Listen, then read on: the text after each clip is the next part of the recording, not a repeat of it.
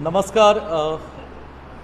सांगली जिल्ह्यातील तमाम वृत्तपत्रांचे प्रतिनिधी, वृत्तवाहिन्यांचे प्रतिनिधी, आज मी आपल्या सर्वांचं स्वागत करत आहे।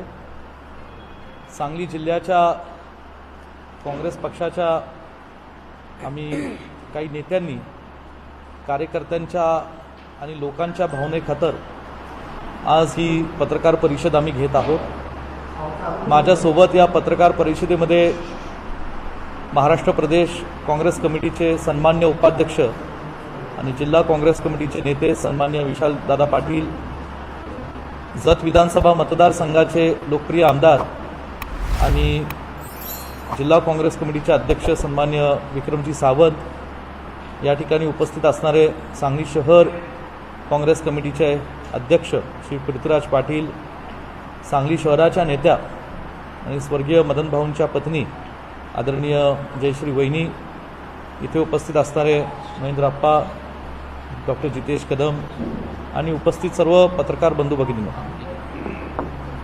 प्रथमतः आजची ही पत्रकार परिषद आम्ही जी जिल्हा काँग्रेस कमिटीतल्या असंख्य कार्यकर्त्यांच्या विनंतीला मान देऊन सांगली जिल्ह्यातील तमाम काँग्रेस पक्षाच्या विचारधारेवर प्रेम करणाऱ्या सर्व तळागाळातील कार्यकर्ते व लोकांच्या विनंतीला मान देऊन लोकांच्या ज्या तीव्र भावना आहेत त्या भावनांची कदर करत आज आम्ही ही पत्रकार परिषद आम्ही घेत आहोत। आणि म्हणून सर्व पत्रकारांना माझी विनंती आहे की आजची ही पत्रकार परिषद आम्ही कुणाचेही प्रश्न घेणार नाही, आम्ही आमचं ज्या काही भावना आहेत त्या मांडण्याचा आम्ही इथं प्रयत्न करणार आहोत। प्रथमदर्शनी आपल्या सर्वांना ज्ञात आहे, गेल्या काही महिन्यांपासून संपूर्ण देशात आणि महाराष्ट्रात लोकसभेच्या निवडणुकीच्या पार्श्वभूमीवर देशात इंडिया अलायन्स असो किंवा महाराष्ट्रात काँग्रेस पक्ष, शिवसेना आदरणीय उद्धव बाळासाहेब ठाकरे गट, राष्ट्रवादी काँग्रेस पक्ष आदरणीय शरदचंद्रजी पवार साहेब गट, या तिन्ही पक्षांचं जे महाविकास आघाडी आहे, या महाविकास आघाडीच्या माध्यमातून महाराष्ट्रातील लोकसभेच्या निवडणुकीला सामोरे जाण्याकरता आम्ही सगळेजण महाराष्ट्रातले नेतेगण आणि महाविकास आघाडी हे एकत्रित आलेली आहे।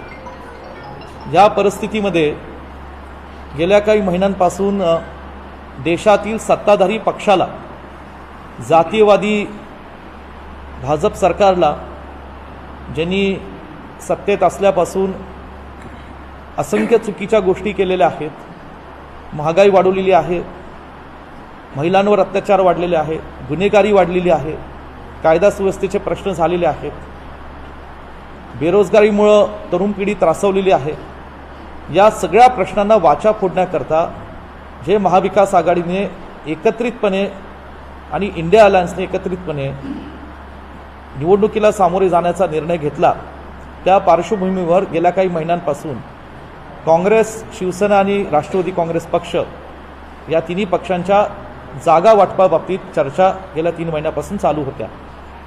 आपल्या सर्वांना ज्ञात आहे की ही जागा वाटप चर्चा चालू झाल्यापासून सातत्याने काँग्रेस पक्ष आणि काँग्रेस पक्षातील आम्ही सांगली जिल्ह्याचे तमाम कार्यकर्ते, सांगली जिल्ह्याचा काँग्रेस पक्ष, सांगली जिल्ह्याच्या काँग्रेस पक्षाचा इतिहास पाहता आणि सांगली जिल्हा हा काँग्रेस पक्षाचा स्वातंत्र्यापासून बालेकिल्ला राहिलेला आहे हे सर्वांना ज्ञात आहे।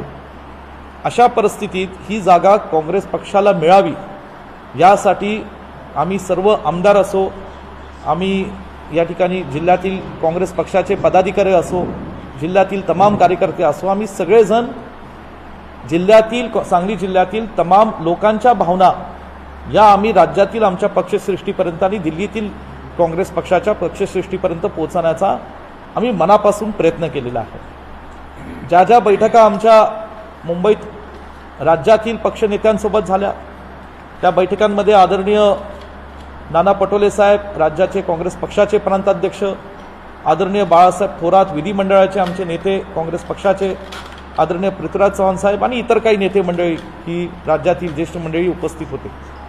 दिल्लीतील अखिल भारतीय काँग्रेस कमिटीचे राष्ट्रीय अध्यक्ष आदरणीय मल्लिकार्जुन खरगे साहेब असतील, ज्येष्ठ नेते आदरणीय के.सी. वेणुगोपालजी साहेब असतील आणि ज्येष्ठ नेते आणि महाराष्ट्राचे प्रभारी आदरणीय रमेश चेन्नितलाजी असतील, या सगळ्या नेत्यांना जिल्ह्यातील काँग्रेस पक्षाचे आम्ही सर्व कार्यकर्ते नेतेगण सातत्याने गेल्या काही महिन्यांपासून भेटत गेलो आणि सांगली जिल्ह्याची लोकसभेची जागा ही काँग्रेस पक्षाची असावी, काँग्रेस पक्षाला ती लढायला मिळावी आणि काँग्रेस पक्षाने ती लढायला सक्षम आहे, समर्थ आहे, ही भावना आम्ही सातत्याने मांडली. त्याचं साधं कारण म्हणजे या लोकसभा मतदारसंघामध्ये 2 काँग्रेस पक्षाचे एक आमदार आहेत, महाविकास आघाडीचे. एक स्वर्गीय आर आबार पाटील साहेबांच्या पत्नी आदरणीय सुमन वहिनी या राष्ट्रवादी काँग्रेस पक्ष शरदचंद्रजी पवारसाहेब गटाचे आमदार आहेत आणि स्थानिक स्वराज्य संस्थांमध्ये अनेक ठिकाणी काँग्रेस पक्षाचे या ठिकाणी पदाधिकारी काम करत आहेत. अनेक ग्रामपंचायतींमध्ये आज काँग्रेस पक्षाच्या विचारधारेला मानणारे आज मोठ्या प्रमाणात ग्रामपंचायत सदस्य सरपंच काम करत आहेत आणि ही काँग्रेस पक्षाची एक मजबूत बाजू या ठिकाणी असल्यामुळे आम्ही सातत्याने पक्षश्रेष्ठींना काँग्रेस पक्षाची मागणी केली. गेल्या काही दिवसात जी राजकीय परिस्थिती महाविकास आघाडी अंतर्गत आणि लोकसभेच्या जागा वाटपाच्या बाबतीमध्ये निर्माण झाली, त्या परिस्थितीच्या पार्श्वभूमीवर हे अनेकांना ज्ञात आहे की कोल्हापूरची जागा आदरणीय श्रीमंत छत्रपती शाहू महाराजांना काँग्रेस पक्षाच्या चिन्हावर लढायची होती म्हणून ती काँग्रेस पक्षाला देण्यात आली. या परिस्थितीमध्ये शिवसेना उद्धव बाळासाहेब ठाकरे गट यांनी सांगलीच्या जागेचा एक दावा केला आणि त्या दाव्यातून आदरणीय उद्धव बाळासाहेब ठाकरे साहेबांनी या ठिकाणी 21 तारखेला अचानकपणे इथल्या आमच्या सांगली जिल्ह्यातील चंद्रहार पाटील यांची उमेदवारी जाहीर केली. तदनंतर सुद्धा यामध्ये आमचे राज्यातले नेते आदरणीय थोरात साहेब असतील, आदरणीय नाना पटोले साहेब असतील, आदरणीय पृथ्वीराज साहेब असतील की ह्यांनी एक भूमिका घेतली की हा निर्णय थोडासा एकतर्फी होता आणि तो महाविकास आघाडीतल्या घटक पक्षांना विश्वासात घेऊन तो करण्याची आवश्यकता होती.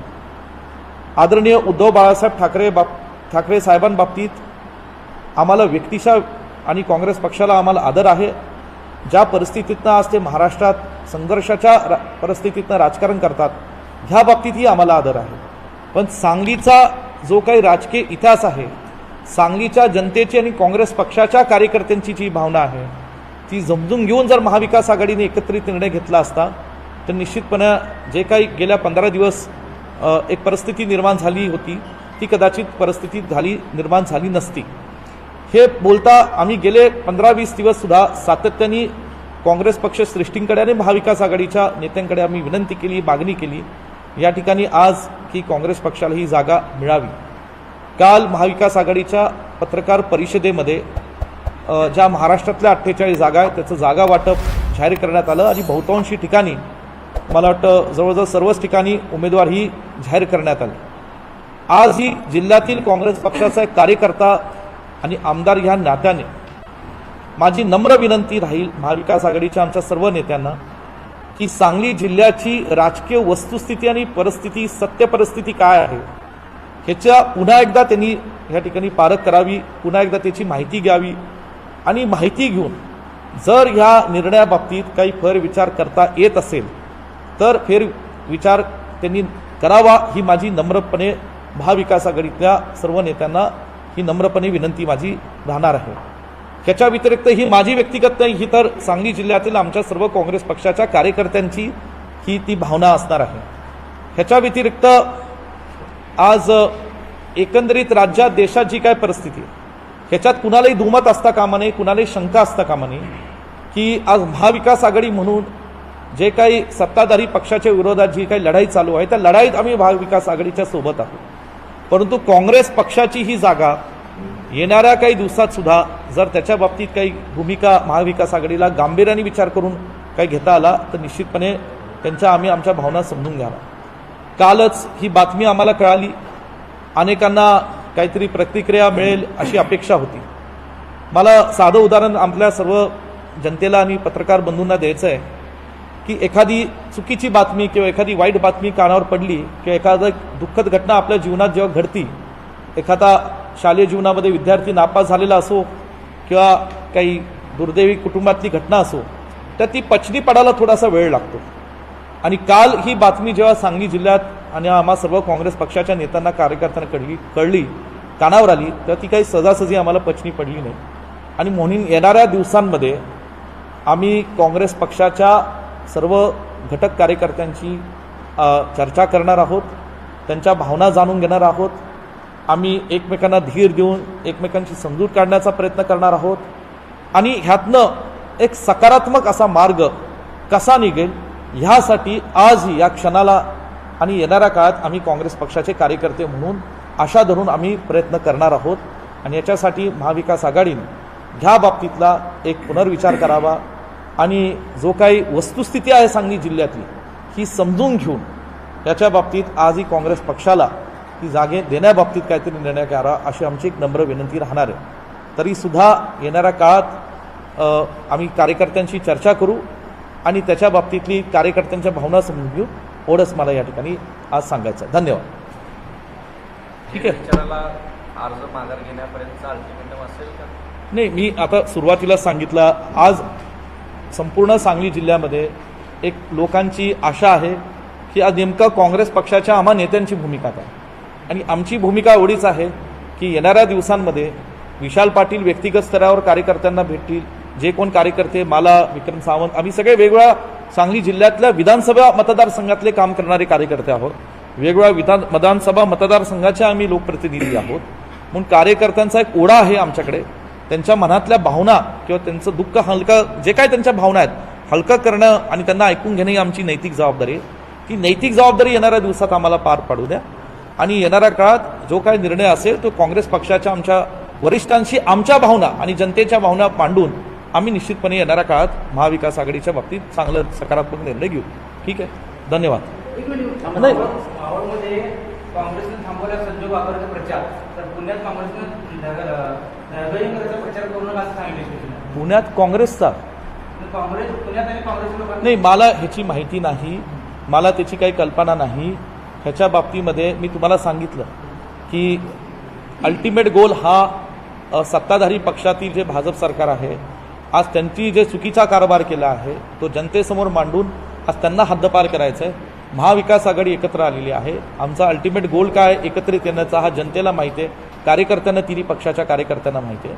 पण एक जिल्ह्याच्या काँग्रेस पक्षाचा कार्यकर्ता आमदार म्हणून मी माझी भावना मांडत आहे आणि तीच आज आमची भावना आहे. कार्यकर्त्यांचं काल बातमी आम्हाला कळालेली आहे आणि काल आणि आजमध्ये काही फक्त अवघ्या 24 तास फक्त झालेले आहेत आणि या 24 तासामध्ये असंख्य कार्यकर्त्यांचा ओढा, गर्दी, कार्यकर्त्यांच्या भावना आम्ही वेगवेगळ्या पद्धतीने त्या ऐकत आहोत, त्या वाचत आहोत आणि त्या भावनांना कदर देणं आमचं नैतिक कर्तव्य आहे. ते कदर देऊन येणाऱ्या दिवसात जे काय आमचं महाविकास आघाडीतलं नैतिक कर्तव्य असेल ते आम्ही कार्यकर्त्यांना विश्वासात घेऊन नेत्यांशी चर्चा करून आम्ही निश्चितपणे पार पाडू. धन्यवाद.